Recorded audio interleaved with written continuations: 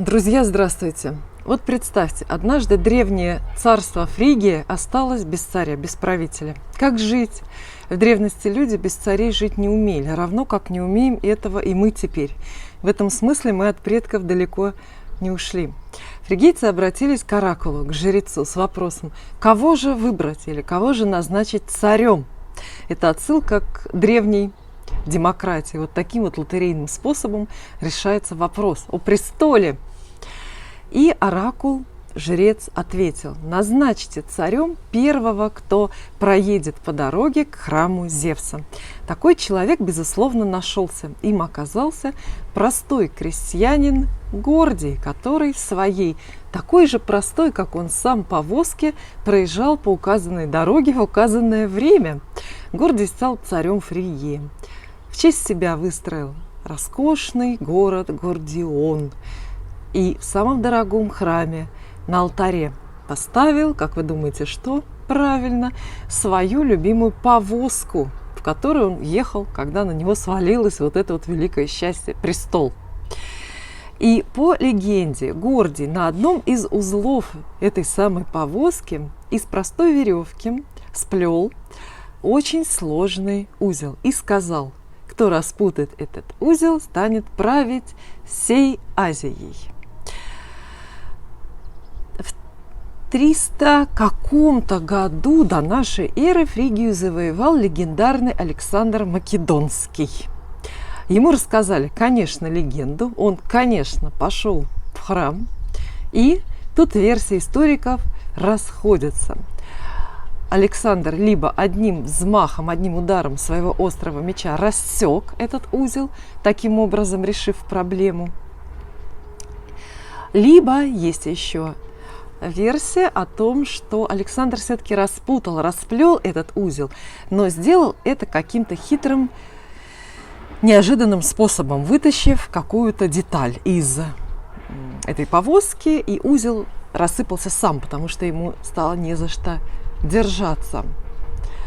И до нас дошло это устойчивое выражение, этот фразеологизм «Гордиев узел» или «распутать Гордиев узел». Как правило, под Гордиевым узлом мы с вами понимаем целый набор, клубок связанных между собой проблем, трудностей, запущенных ситуаций, которые не пускают нас в светлое, эффективное будущее. И мы говорим: пришло для меня уже время распутать этот Гордиев узел. Ну а дальше по ситуации. Мы хватаемся за меч и, кто как привык, рубим, разрубаем этот узел. Кто-то, кто похитрее и привык думать, узел этот распутывает. Предлагаю вам подумать об этой древней легенде. А я пока расскажу вам про новое, ближайшее новолуние июля. Оно заслуживает отдельного разговора.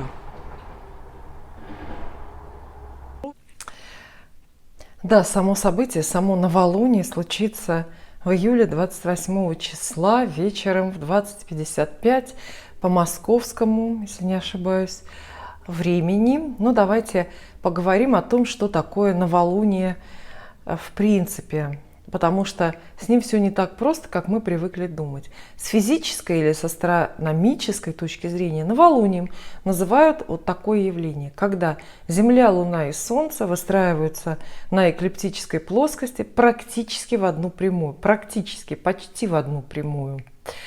Почему почти? Когда Луна, оказывается, получает такую же эклиптическую долготу, как и Солнце, она его полностью или частично закрывает. И мы получаем уже более редкое событие, явление, что бывает в новолуние. Правильно, солнечное затмение. Однако большинство новолуний случается без затмений. Это происходит потому, что координаты эклиптические Солнца и Луны все-таки различаются незначительно, примерно на 5 градусов.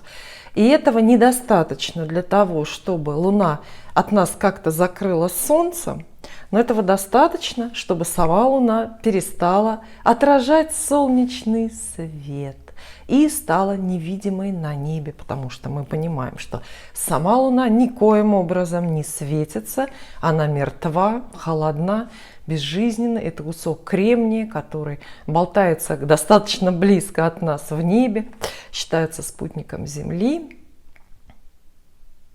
С новолунием традиционные календари, разные народные, религиозные культы многое связывают.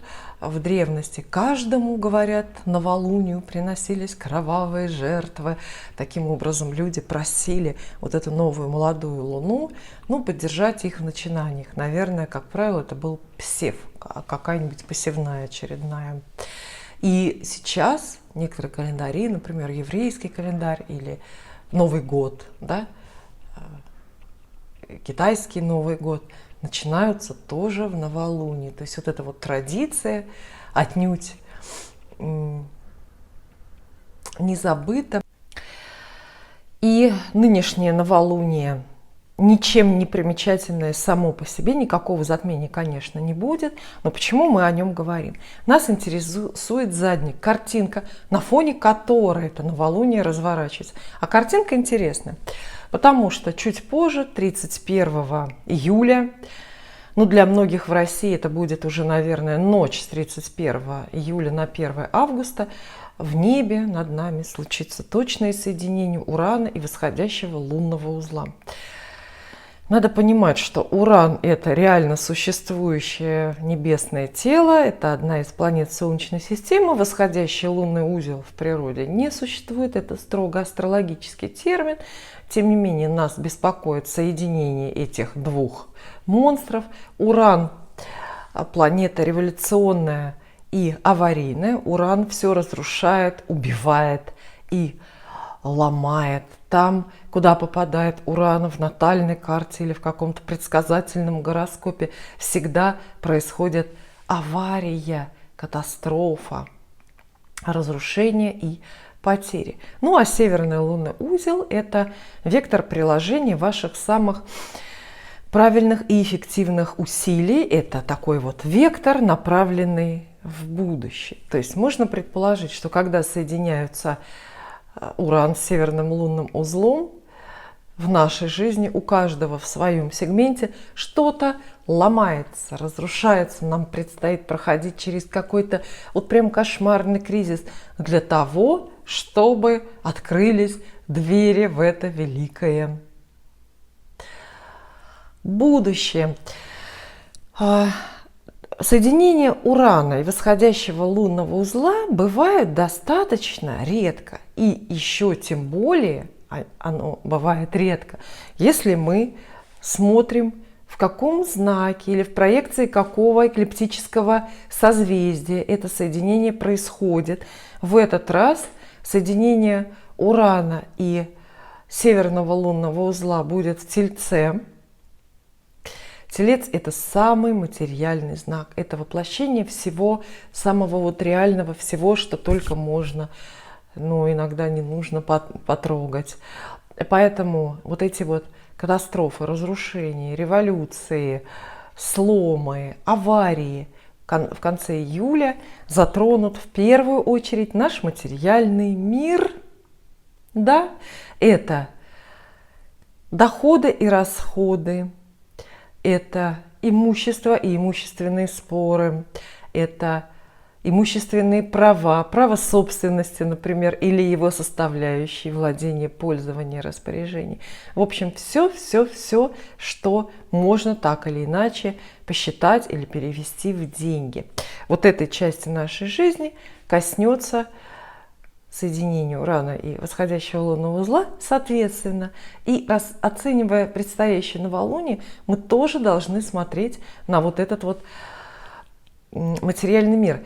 Тем более, что в этот раз масло в огонь подливает Марс, он присоединяется. То есть, строго говоря, нас ждет соединение Урана, Марса и восходящего лунного узла. Марс – планета воинственная, жестокая и очень скорая, срочная. И знаете, в любой истории астрологической, так же как в хорошем кино, есть герои, есть актеры поддержки, которые обыгрывают фон позади. И в этой истории с соединением таким тройным герой, безусловно, Уран. А Марс и Северный лунный узел – это они играют второстепенную роль. Тем не менее, из-за того, что в этой связке есть Марс, все происходящие аварии, сложности, катастрофы, ну, так, неприятности нашей проблемы конца июля, вот материальные в первую очередь, будут безжалостными к нам, и они будут очень срочными. Все будет происходить быстро. Кстати, влияние вот этого великого соединения вы уже должны были заметить. Посмотрите на ваш июль. Какая плотность событий и новостей. Да? Событий очень много по количеству, и они быстрые, опережают друг друга. Это уже на нас так влияет астрологические тенденции конца июля. Кстати, они сохранятся и весь август. И вот представьте, 31 числа поздно вечером великое вот это вот соединение трех, ну так скажем, это неправильно, но все-таки планет. За 3 суток до этого случается новолуние, как раз когда положено начинать новые дела. Ну, легко сделать вывод, что вот как правильно встретить, как распорядиться энергией этого новолуния. Ну, естественно, самое грамотное – это начать новое дело. Если нас все равно ждет, если уже не случилось, нас ждет через 3 дня или в течение ближайшего месяца разрушение стабильности и всего того, к чему мы привыкли и что заработали вокруг, то логично сейчас начать новое, проложить дорожку в светлое, опять же, в основном материальное будущее. Поэтому в это новолуние 28 июля, ну, по возможности, конечно, начинайте новые дела, которые будут приносить вам деньги. Бизнес-проекты, творческие проекты, если вы собираетесь творчеством зарабатывать. Может быть, что-то покупаете, инвестируете деньги, покупаете в смысле ликвидное, то, что подорожает и то, что можно будет продать. Вот энергия этого новолуния такова. Какой мы вывод сделаем здесь общий? А вывод такой. В конце июля, а именно 28 числа, когда будет новолуние, актуально нам всем с вами поставить в своей жизни какую-то материальную среднесрочную цель. Среднесрочную – это лучше всего, это цель, которую можно достигнуть в течение, скажем, 2 лет. Цель эта должна быть материальная, например, добиться определенной цифры, определенного уровня благосостояния, заработать там свой первый $1 000 000, конечно. И либо за 2 года что можно еще? Ну, накопить на квартиру, купить квартиру, да, или купить дом, или построить, выстроить дом и так далее. Мне кажется, какие-то манипуляции с собственным телом, там, я не знаю, похудеть или накачать бицепсы, трицепсы, квадрицепсы, это тоже материальная цель, и тоже за 2 года ее можно идеально воплотить. Вообще за 2 года можно даже какое-то звание бодибилдера заработать с нуля. Да-да. А про Гордиев узел многие, наверное, уже догадались. Многие, вернее, все исторические события, крупные исторические события, находят свои продолжения и свои отражения в астрологических событиях. И вот считается, что вот это тройное соединение Урана, Марса и исходящего лунного узла – это и есть тот самый Гордиев узел, и который мы должны, ну или подождем, судьба за нас это сделает, должны разорвать, рассечь. А я хочу все вышесказанное, рассказанное подкрепить гаданием на картах Таро. Мы встретились, собственно, ради гадания. Это случайно. У меня получилось, как всегда, такое длинное, но, надеюсь, не совсем бесполезное для вас вступление. Я достаю карты Ленорман. Мы с них начинаем.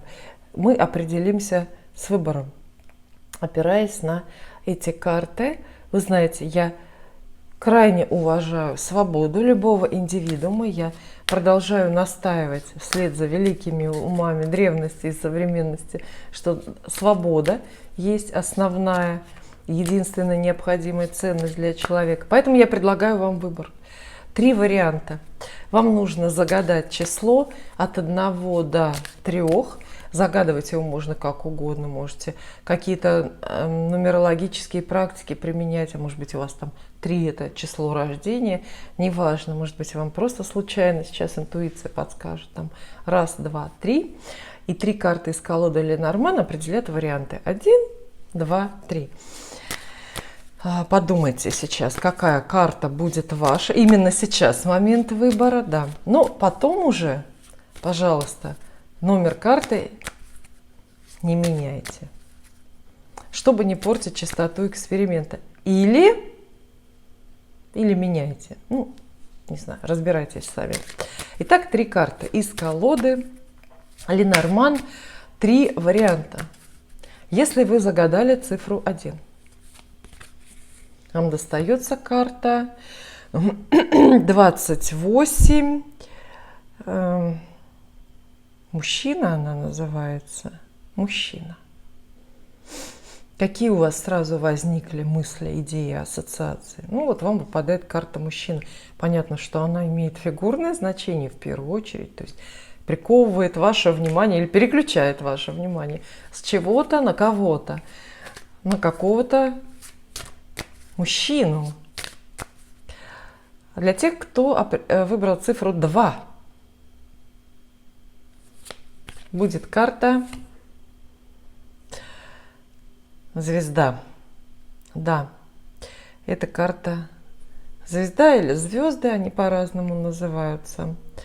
В первую очередь звезда в любой колоде, как Ленорман, так и в Таро, ассоциируется с мечтой. Ну, тоже очень хорошо и уместно, да? Пока 2 хорошие карты. Но они очень разные, все равно очень разные по энергетике, по предсказанию. И 3. Для цифры 3. Такая вот карта достается. Так, это карта ребенок. 13-я. Ребенок. Это тоже очень хорошая карта. И как нельзя лучше многих или больше многих эта карта описывает приход нового обновления, к которому мы, собственно, стремимся. Мы это все с вами как раз и обсуждаем. Вот в таком порядке я достала для вас карты из колоды Ленорман. Первая карта – это мужчина, 2 – звезды, 3 карта – ребенок. Ну а дальше основное гадание будет на картах Таро. Я предлагаю 3 колоды, из каждой из которых я достану карты для 1, 2 и 3 варианта. Мы узнаем мнение разных карт. Они очень различаются своей энергетикой, своим видением людей и ситуаций. Вот эти карты – это классическое Таро, это современные карты Таро Напа и Таро Кошачий глаз. Итак, сначала 2 карты. Для каждого варианта я достаю из колоды классической Таро. 1. Первый вариант. 2. Второй вариант. 1,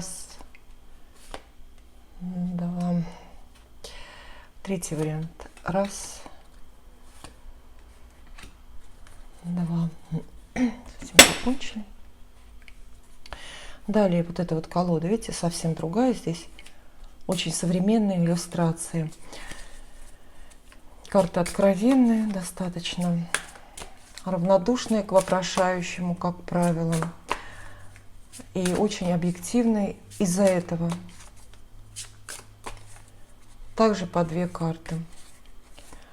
Раз, два, раз, два и раз, два. И Таро кошачий глаз. Здесь в этой колоде все ситуации, возможно, из вашей жизни, все ваши настроения, любой ваш выбор или поступки описаны какими-то состояниями из жизни котиков. Тоже радостными или не очень.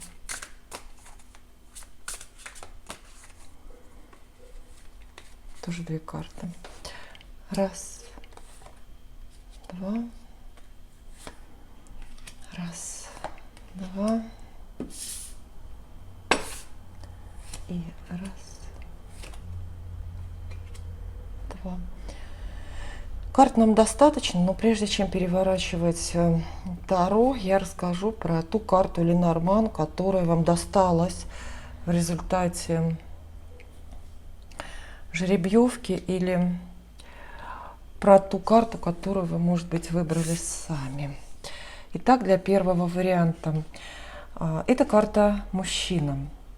И она описывает, легко догадаться, да, вот все мужское, что только есть или может быть в вашей жизни. То есть нынешнее новолуние готово поменять, трансформировать как-то присутствие мужских энергий в вашей жизни. И это, во-первых, мужчины, которые вас окружают. Мужчина один, например, какой-то новый, или тот, с кем вы уже знакомы, мужчина, который появляется или возвращается, или вдруг заявляет свои права на вас. Кроме того, эта карта описывает мужскую работу или мужские элементы, мужские составляющие в вашей работе. Часто карта имеет отношение к бизнесу, потому что карта очень авантюрная и смелая. Она приветствует людей деятельных, людей, которые очень активно самореализуются, людей, которые обладают силой духа, умеют наступать, которые быстро реагируют на изменяющуюся обстановку. И вот так. То есть карта, с одной стороны, привязывает, приковывает ваше внимание к мужчинам вокруг вас, сколько бы их ни было, а с другой стороны, говорит о вашей мужественности и говорит, что вас это новое новолуние, да, ждет от вас мужских достижений. И эти два значения карты либо сочетаются, как-то переплетаются между собой, либо, как это бывает, исключают друг друга. Ну, об этом мы уже поговорим дальше, когда рассмотрим карты Таро. Вот они здесь. Посмотрим, что получилось для вас. Туз жезлов. Самая главная мужская карта в колоде Таро переворачивается для вас. Тут мужчина. И тут, по сути, мужчина. Это само воплощение мужских энергий здесь есть. Но рядом все-таки королева жезлов. А это скорее вы, скорее ваша работа, ваша деятельность, намерения ваши какие-то воплощенные. Королева кубков тоже здесь есть. Много фигурных карт. Король. Иерофант тоже отчасти фигурная карта. Ну что ж, карты вам выпадают совсем неплохие. Поэтому слова авария и катастрофа, наверное, я бы вычеркнула для вас из своего предыдущего текста, из текста вступления. Ничего аварийного я не вижу. Это новолуние несет вам новые дела и новые знакомства, поэтому очень много фигурных карт. Вот так вот. Мужские дела. Мужчина, которого мы вначале увидели, скорее пока, вот так я скажу, относится к вашей работе. Это мужчина, который вас куда-то зовет на какие-то трудовые подвиги и куда-то приглашает. Мужчина, который может помогать в бизнесе, например. Это может быть появление какого-то нужного делового, активного бизнес-партнера или коллеги. Это будет человек, с которым вы смело возьмете за дела. Конечно, это не исключает и любовную в таком окружении, тем более, или даже какую-то семейную историю, но на первом месте все-таки у вас дела. Совет карт, естественно, полностью сейчас свое внимание переключить на дело, которым вы занимаетесь. Это может быть хоть работа, хоть строительство дома, хоть создание какого-то собственного интернет-проекта. И обратите внимание на людей. Вот эта вот волна соединений космических и волна этого новолуния приносит вам очень полезных людей в каком-то смысле, и покровительство тоже, но об этом позже. Ну, кроме того, королева жезлов сама по себе карта фигурная и тоже описывает вам рядом, предлагает вам какую-то деловую женщину, очень энергичную, не покровительницу, скорее примерно вашего уровня карьерного, но вы с ней можете тоже делать дела. Являются ли между собой вот эта королева, этот мужчина парой? Скорее нет. А где мы здесь пару должны найти, если ваш вопрос про любовь, если вас интересует, например, романтическая тема? Я думаю, вот этого героя, вот этого мужчину колода Ленорман предлагает вам как романтического, потому что все-таки это масть, если здесь рассматривать масть, это масть черви, то есть кубки. Далее королева кубков в сочетании с десяткой пентаклей. Вам достаются. Десятка пентаклей очень семейная карта. Обратите внимание на семейные дела. Как правило, это не эмоции, не чувства.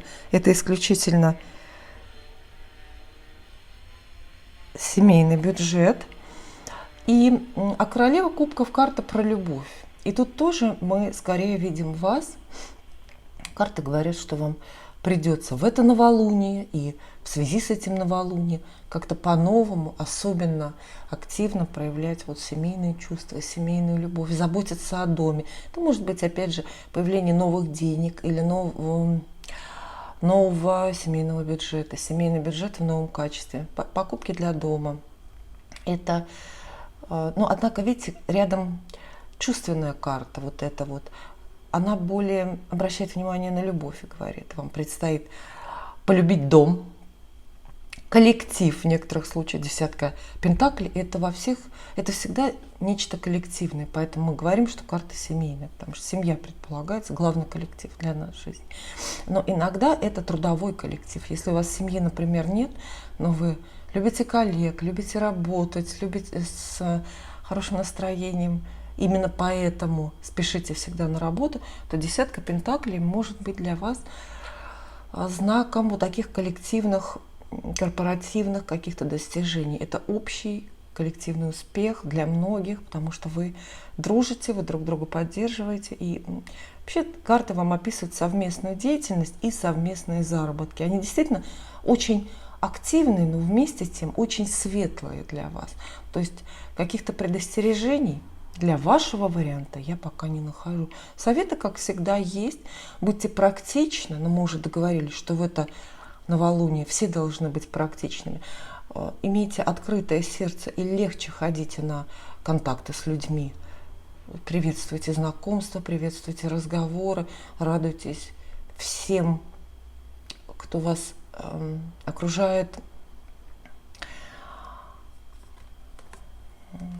И еще нечто новенькое, совершенно отдельное. Карты вам обещают. Вот они. Король мечей. Мужчина, буквально, дословно значение карты Таро, это мужчина, которого надо послушаться. Посмотрите, здесь какой выразительный, очень убедительный котик изображен. Причем он хозяин дома, да, у него даже есть собственная дверь. Влиятельный человек, влиятельное лицо. Как правило, в раскладах король мечей – это ваш Начальник – это мужчина, который по отношению к вам занимает вот такую вот командующую какую-то позицию. Рядом карта Иерофант. Это как будто продолжение его портрета. То есть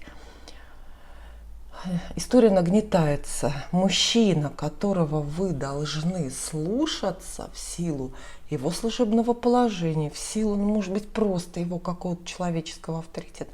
И он к вам проявляет очень хорошие отношения, буквально покровительствует или чему-то учит. Поэтому вот общий вывод такой будет для вас. Новолуние легкое, и последующие события, да, какие-то космические для вас, ну, вероятно, вы заслужили, чтобы ничто в вашей жизни не ломалось, не терялось и не портилось. И заслужили вы множественные, очень-очень полезные контакты. Не обязательно скажу, что это именно знакомство, потому что здесь маловато карт про новое. Я не настаиваю, что это именно новые люди. Это скорее те, кого вы уже знаете, просто больше шансов появляется договориться, больше шансов появляется как-то поводов активно взаимодействовать.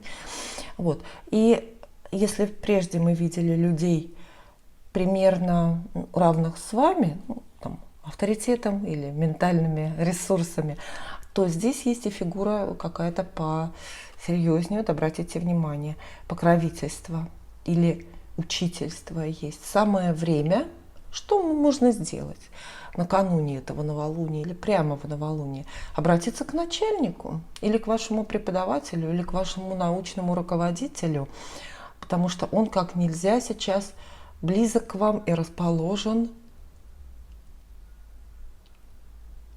вам помогать. Карта звезды из колоды Ленорман, которая вам досталась, имеет массу самых хороших значений. И некоторые значения не очень хорошие, не очень вдохновляющие. Самое главное из хорошего. Карта звезды обещает везение, исполнение желания, исполнение мечты. И она очень приближает вас к вашей собственной интуиции. Она говорит о том, что в это новолуние, а гадаем мы именно на конец июля, на это новолуние, что в это новолуние вам придется даже удивиться собственной интуиции. Вы много раз скажете, что вас вот не подвело шестое чувство. Оказалось, что вы как раз можете самые правильные решения принимать в снах, во сне или руководствуясь самыми нерациональными соображениями. Кроме того, карта звезды описывает идею, то есть некое вдохновение. Она должна быть близкой творческим людям, потому что здесь вы как будто получаете какую-то, считываете информацию из космоса, какой-то космический инсайт идет, то есть что делать, чем заниматься. Карта описывает духовное устремление и их результаты, то есть какое-то прозрение, знаете, к чему стремиться, во что верить.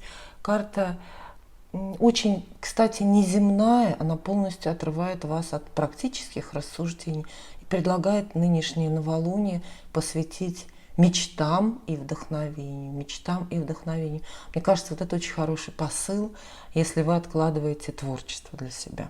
То есть начните, сделайте первые хотя бы маленькие шаги к своей творческой реализации, напишите первую главу к роману, который мечтаете всю жизнь написать, или там сделайте какие-то наброски или эскизы для будущей картины, потому что карта это действительно очень, с одной стороны, про цель, а с другой про, ну, знаете, такие тонкие предчувствия вот на уровне абсолютно интуитивном, необъяснимом. И карта изначально вот не советует вам слишком уж рационально к этим вопросам подходить. Но я сказала, что у этой карты есть и не очень хорошее значение. Звезда далеко, далеко. Об этом надо помнить. И поэтому она может описывать нечто недоступное. То есть в вашу жизнь врывается или становится активным. или вы начинаете этого сильно жаждать, чего-то, знаете, вот абсолютно недоступного. Не зря же есть такое выражение «звезда с неба». Да? Вот я хочу звезду с неба, или кто-то говорит, я тебе достану звезду с неба. Все это немножко эфемерно, все это немножко притянуто. Хотя, как сказал кто-то из великих, мечтайте, ставьте перед собой только недоступные цели. Только в этом случае вы чего-то в жизни своей добьетесь, я полностью поддерживаю. И еще, если ваши основные беды сейчас, горести и вопросы про отношения с людьми, неважно, это коллеги, подруги, родственники или это ваш любимый человек, звезда часто обозначает холодность. Холодность в отношениях, холод. Знаете, такой вот непреодолимый, безразличие, какая-то отдаленность идет между людьми. Но посмотрим, что расскажут нам карты Таро. По 2 карты из разных колод я достала. Посмотрите, какие они разные действительно. И каждая нам должна что-то здесь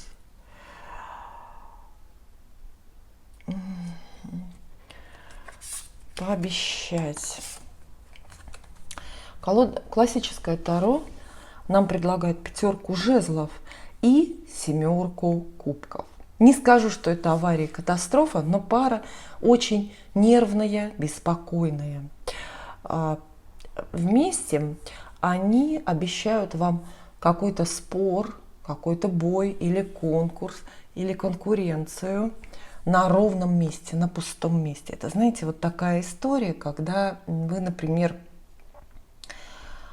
проходите разные стрессовые собеседования на какую-то работу, и там много тоже соискателей, явно вам нужно соответствовать. Вы участвуете в конкурсе, в борьбе, но при этом рядом 7 кубков. То есть вы понятия не имеете в конечном итоге, что это за работа, что вас там ждет, нужна ли она вам. И, естественно, тем более не представляете, чем этот конкурс, эта конкуренция закончится. То есть вместе это вот такая сцена здесь идет по этим картам, когда вы размахиваете палкой, ну, неким условным оружием, пусть даже своим интеллектом или своими там профессиональными знаниями, но размахиваете совершенно напрасно. Вот по факту карты говорят, что надежды кого-то победить сейчас, если вот актуальна эта тема в вашей жизни, может быть, вам хочется победить конкурентов в вашем бизнесе, а может быть, в любви конкуренток вам хочется победить. Надежды победить сейчас нет. Знаете, как Дон Кихот боролся, сражался с ветряными мельницами, так и здесь вы как будто бы сражаетесь с чем-то даже не ветряным, а водным. С туманом сражаетесь. То есть это такой бой, изматывающий для вас в условиях плохой видимости. Карты, естественно, дают совет, прежде чем с кем-то спорить, с кем-то ругаться или кого-то пытаться победить, вам нужно очень хорошо осмотреться и выяснить обстановку вокруг. Потому что, ну, знаете, напрасно расходовать энергию вообще в этой жизни нельзя. И несмотря на то, что начали мы с карты звезды, вместе вот эта 5 и эта 7 говорят, что основное желание, на которое вы ставите в этот период, в этом месте, сейчас просто недостижимо. Не получится. Это не отмена для вас, но это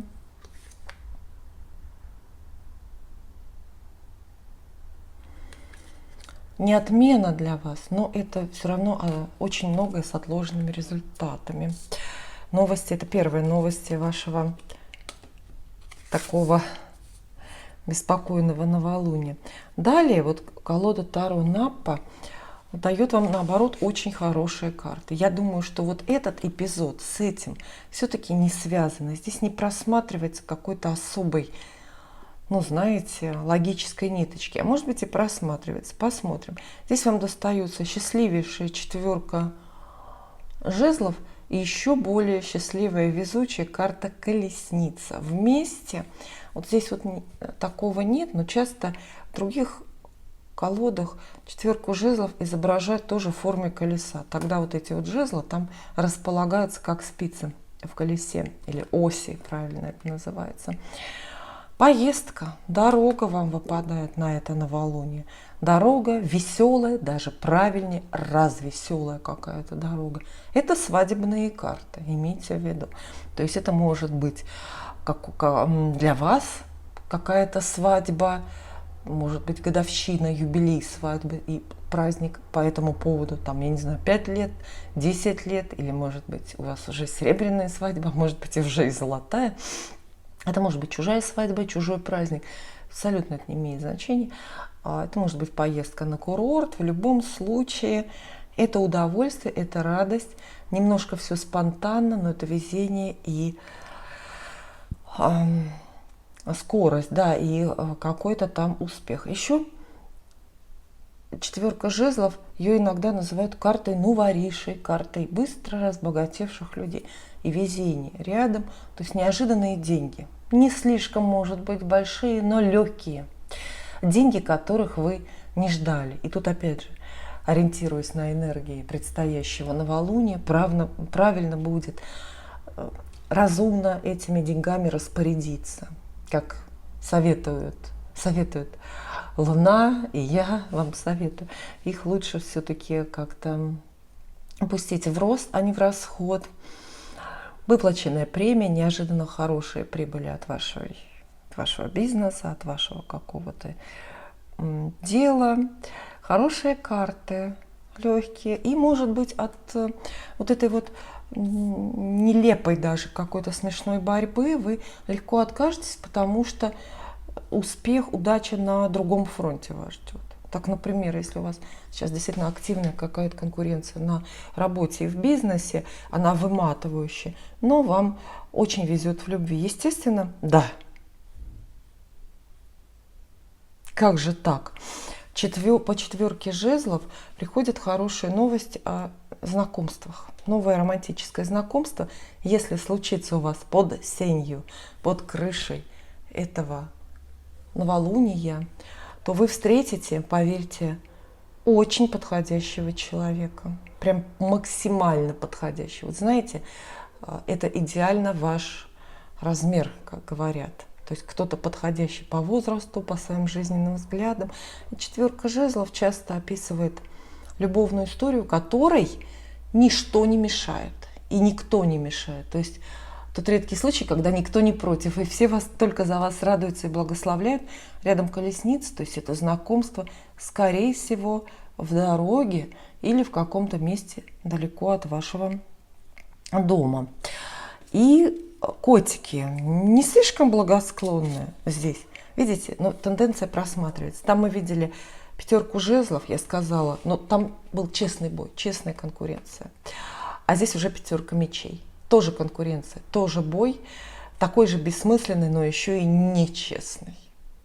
Из самого неприятного в этом новолунии, а вот видите, кстати, на карте жрица всегда рисует Луну, и здесь тоже она есть. Рядом с кошечкой есть Луна, то есть это нам так очень подпевает карта. Пятерка мечей говорит, что вы столкнетесь, и пусть это будет самой главной неприятность периода для вас. Вы столкнетесь с чьим-то некрасивым поведением. Кто-то захочет с вами поругаться, кто-то будет вас критиковать, предъявлять необоснованные претензии. Ну, вы знаете, это может выглядеть по-разному.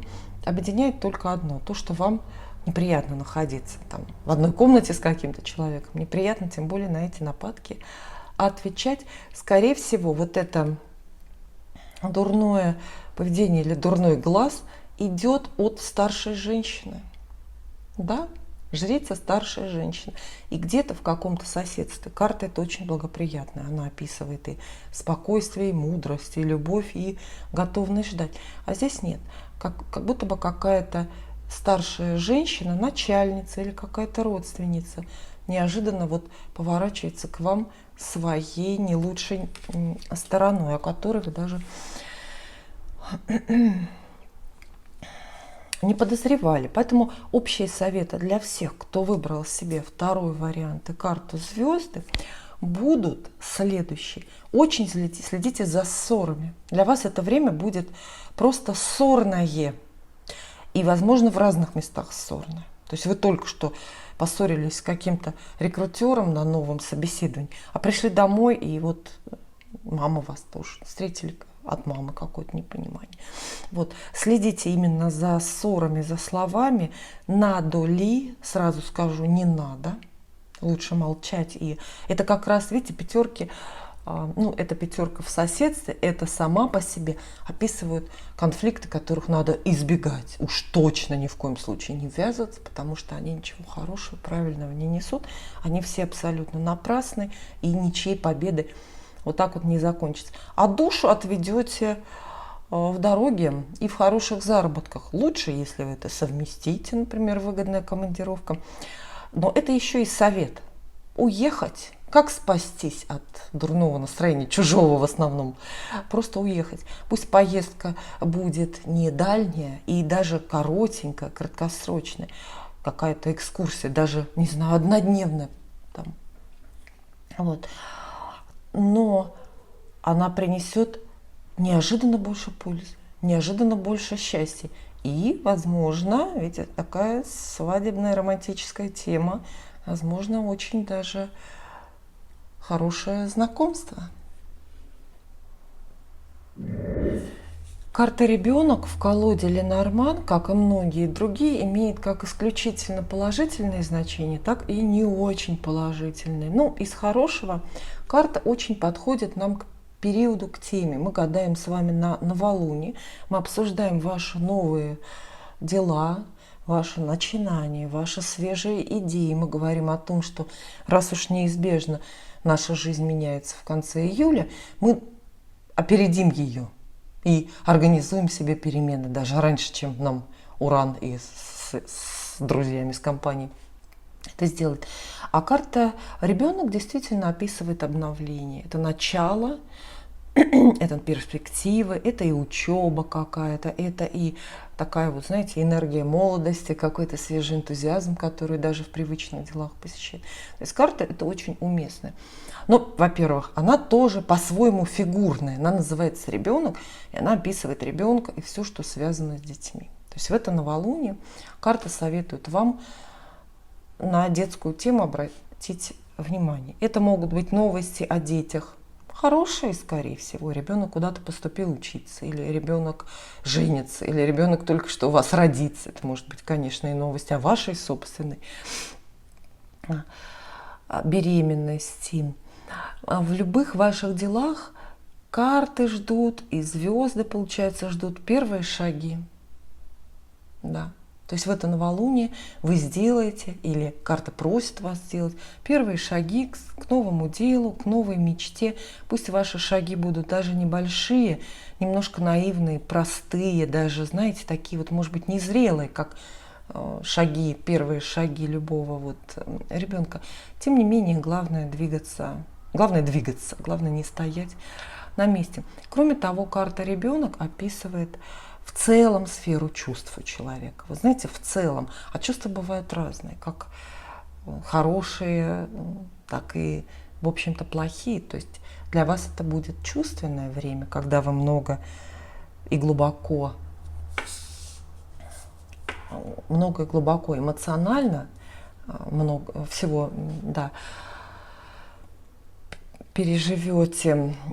Она рекомендует вам приветствовать новости, приветствовать появление других людей, каких-то новых в вашей жизни. Она обещает вам знакомство, да, почему? Если мы речь ведем о любви, о романтике, то, безусловно, это, конечно, какое-то знакомство. А из более умеренных, спокойных, но неплохих все-таки значений карты, это глупость, потому что, да, с точки зрения Ленорман, дети глупые и очень ко многому не готовы. Но это такие советы для вас. Все, что вы сейчас начинаете, во все, что вы ввязываетесь, пусть это даже любовная история, оценивайте свою готовность или неготовность. То есть вы должны быть все-таки приспособлены для того, чтобы вот в этих вещах не растеряться. Да, карта «Ребенок» может описывать вам и выход на новую работу, с которой вы плохо знакомы. Работа там каких-то деталей про нее вы не знаете точно, чего от нее ждать и как ее выполнять, и чем эта вся ваша история закончится. Поэтому вот так, с одной стороны, карта подталкивает вас все новое в жизнь впускать, а с другой предупреждает о некоторой вашей собственной незрелости во всех ситуациях вокруг. Будьте серьезны, если нужно, обращайтесь за опекой, да. Если вы отождествляете ребенка именно с собой, то у вас есть права защищаться силами других людей. То есть обращайтесь за заботой, пусть кто-то за вас похлопочет, например. Вот такие тоже советы у этой карты, безусловно, есть. Ну и дальше Таро. Основное гадание у нас здесь идет Таро. Что здесь получилось у нас? Раз, два. Посмотрите, карты-то какие. И крупные, и хорошие вам достаются, да? По-моему, даже очень какие-то хорошие. Нет, это отличные новости для вас. Катастрофы и потери, аварии, про которые я в вступлении говорила, я совсем даже не вижу. Вот первая. Карты две. Это колода классическая Таро, ну, мы так ее называем. Туз кубков и карта суд. Обещают вам любовь. Давайте назовем это вот так вот одним словом. Назовем своим именем. Туз кубков – это просто самая главная чувственная, эмоциональная карта в колоде Таро. Она обещает, что в этом новолунии и там, вокруг него в последующие дни, или может быть, вас ждет какой-то крупный любовный эпизод. Или, или, так скажем, большое чувство вас ждет. Скорее, ваше собственное, потому что гадаем мы вам. Я знаю, что многие ждут чувств или проявлений чувств от других людей. Про других людей, возможно, да, мы тоже здесь что-то увидим и скажем. Но самое главное, вот представьте, этот роскошный кубок, этот туз кубков описывает ваше сердце, наполненное. Потому что туз кубков никогда не пустой. Здесь вот непонятно, содержит он что-то или нет. Да? Но на самом деле он наполнен, поверьте. Это самые разные чувства, от романтической любви до благодарности, которая ее, как известно, исключает. Но это счастливое время для вас. Причем субъективно. Карта это очень субъективно. Она не обещает объективно хороших вещей. Пока. То есть не обещает денег, например, не обещает карьеру. Она говорит, что вы будете счастливы, неожиданно счастливы внутри своего сердца. И почему неожиданно? Потому что рядом карта суд. Видите, гром Иерихонской трубы, и люди долго этого ждали, тем не менее смущены и напуганы. Сцена страшного суда изображена. То есть неожиданно свалившееся чувство. Я думаю, самый рациональный, наверное, такой практический сценарий, это, конечно, любовь как новое знакомство. Новое романтическое знакомство, резкий приход любви в вашу жизнь, если не знакомство, то это чувство от другого человека. Объяснение, вот не могу подобрать слово. Объяснение в любви. Карта обещает. Неожиданное объяснение в любви. Вам кто-то признается, а может быть вы кому-то признаетесь в чувствах. И это как гром среди ясного неба. Тут тоже может речь идти и не про романтическую любовь. Не обязательно речь идет про романтику. Вдруг вы узнаете, что начальник ваш очень сильно вас любит, но, естественно, в библейском смысле или в профессиональном. То есть это в любом случае проявленное чувство. Дальше карта тоже очень хорошая. Девятка пентаклей с картой мир. Видите, 20-й аркан, 21-й. Все-таки это конец колоды, это конец старших арканов, последние карты. Готовьтесь, что в конце июля все-таки нечто заканчивается в вашей жизни. Но заканчивается так радостно и счастливо, что ничуть абсолютно не жалко. Я думаю, что это любовная история, например. Да? Идет, здесь просматривается какой-то сценарий любовной истории, например, в которой все было запутано и непонятно, и вдруг здесь неожиданное вот такое вот признание, неожиданная стабильность, наступление системы порядка в этих же самых любовных отношениях и выход истории на новый уровень, потому что карта мир предполагает, что один кусок настоящего и прошлого заканчивается, и начинается какое-то другое будущее, то есть другой фрагмент, скажем так, в вашей жизни. Но девятка пентаклей — это еще и карта очень практичная и денежная. Вместе они обещают наступление, тоже, кстати, неожиданное, порядка в жизни, упорядоченности. Наконец-то все становится на свои места. И вы понимаете, что и куда, кто вы и что вы, зачем и куда вы идете. Иногда, кстати, нам ведь для вот такого покоя, для такого порядка недостаточно буквально мелочи, вот такого мизера. Знать о чьих-то чувствах, знать о чьей-то любви к нам. Правда же? И карты могут много рассказать хорошего про ваши доходы и ваши расходы одновременно. Потому что девятка пентаклей включает в себя и то, и другое. Она говорит о приходе денег, денежных сумм, о вовремя выплаченной зарплате, премии, о хороших прибылях от бизнеса. Но она включает в себя и тему расходов. Это как раз вот та самая кассовая книга, которую вы записываете, чтобы у вас все сходилось. То есть хорошие семейные какие-то бюджетные дела вас ждут. Однако, если мы продолжаем все-таки любовную тему, романтическую, то карты, кстати, не так хороши, при том, что, да, могут быть в некоторых случаях, потому что девятка пентаклей, и это, по-моему, ее вот единственное такое явно негативное значение. Это карта людей, которым нравится жить одним. Карта убежденных холостяков. Да? То есть мы видим чувств много, чувства неожиданно, причем какие-то большие, но при этом история может не сдвинуться в сторону брака. Я вот что хочу сказать, да, то есть чувствовать чувствами, а бюджеты пусть будут какими-то раздельными. И колода — это кошачий глаз. Довольно, кстати, редкие карты, по-моему, очень красивые. Королева кубков вам выдает и короля жезлов. Это очень хорошо. Эта пара складывается женщина и мужчина.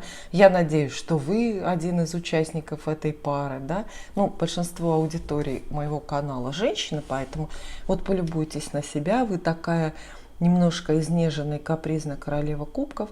Женщина, которую любят, которая знает, что любит сама. А рядом с вами король жезлов, активный, очень деятельный, уверенный в себе какой-то герой. И я бы, получается, карты вместе легли, то есть складывают из вас пару. Но я бы не сказала, что совсем пара.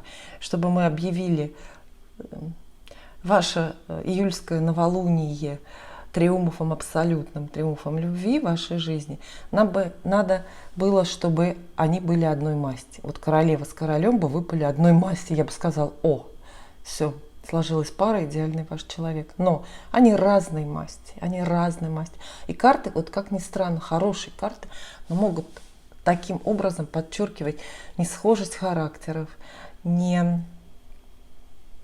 несхожесть, может быть, каких-то жизненных путей, очень разные жизненные принципы. И карты могут говорить, большие чувства, признания в них идет, и наполненность вашего сердца, будь то новое знакомство, или это возрожденная какая-то любовная история, кто-то из ваших бывших возвращается. Но противоречий между вами острых нет, но глубинные, сокрытые, никуда не делись. Вы вот такая вот мягкая, нежная и жаждете любви. Вас больше интересует чувство. А он активный, дерзкий, и он жаждет подвигов.